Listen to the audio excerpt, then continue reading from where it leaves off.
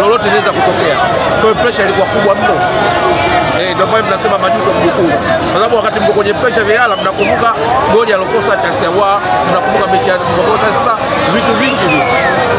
Lengo kwa sasa hivi limebadilika, mnataka kuchukua ubingwa wa kombe la shirikisho. Cha kuambia wachezaji waende wakafanye nini katika fainali na viongozi pia mipango yao. Tusitake kuwa waongo, ubingwa ni bonus.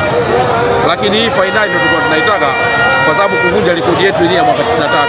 Sababu kuzingatia wapinzani wetu walikaa miaka 25. Waliporudi kwenye mechi za kimataifa haraka sana wakafika fainali. Sasa ile jina la mwaka robo kidogo lilikuwa linatuumiza. Kwa sababu katika miaka ya karibuni kuna vitu viwili. Hata kile kipindi cha yule mchezaji wa Yanga wa zamani anaitwa Mchangani, Jel Mulo. Kipindi kile ambapo hatuchezi mechi za kimataifa tulikuwa tunaitwa Mchangani. Kwa hiyo ilituumiza sana. Tuliporudi kwenye mechi za kimataifa tukawa tunaishia robo. Tukapewa jina mwaka robo, ilikuwa linatuumiza sana. Sasa bila sasa hivi tunafika fainali. Kwa hiyo tutaangalia changamoto za kutoka fainali kwenda mabingwa. Na hii ni ahadi ya Haji Manara wakati yuko Simba.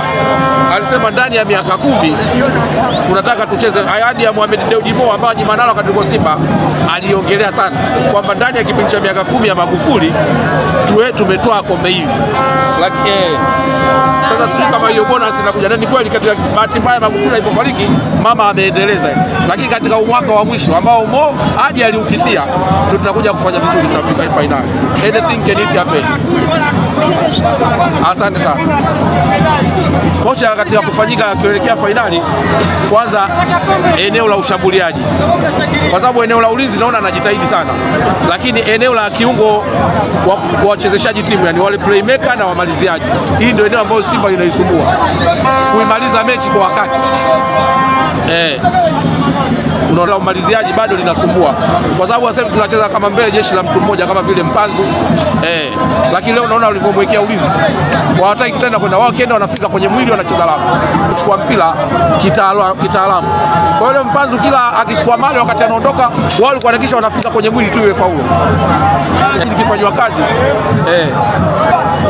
mapungufu mengine ya ziada ni kufanya sabu kwa wakati. Unaona kama sabu ya leo hii ni ya kimkakati, kwa sababu kuna sabu ya kucheza ugenini kulinda ulichokipata, lakini kuna sabu ya kutafuta matokeo. Kwa hiyo azingatie hivi vitu viwili, kwamba ameanza na Mukwala hawezi kukaa na mpira, yeye ni mtu ambaye umwekee kwenye nafasi afunge, lakini mechi ya leo ilikuwa haihitaji vile, ilikuwa at least akae na mpira au aruke nao afanyeje. Ateba ndio eneo lake, ingawa sasa hivi ameongezeka unene. Kama Ateba hadi kwenda finali, kama kocha ataliona walau wakati hata kilo 7 amtengenezewe pesi, anaweza akatusaidia. Lakini kama vile Ateba anapokaa nje kama ameboteka, ina maana hata mazoezi ya ziada afanye. Afadu kocha mkubwa. Kwa sababu ameweka historia kupata timu hii mpya ya wachezaji 14 unaunganisha, kwa sababu kabla ligi haijaanza Simba haikupewa nafasi hata ya kushika nafasi ya pili. Nafasi ya kwanza akapewa Yanga, nafasi ya pili Azam, nafasi ya tatu kapewa Simba kutokana na matokeo ya ligi yaloisha wakati ule. Lakini leo hii Simba unamuona anafika finali kwenye Azam Federation mwaka jana, CRDB Federation. Azam Simba ilitolewa na na Mashujaa mechi ya robo finali, lakini sasa hivi Simba yuko nusu finali. Kwenye ligi Simba anashika nafasi ya pili. Kwa hiyo Fadu big up.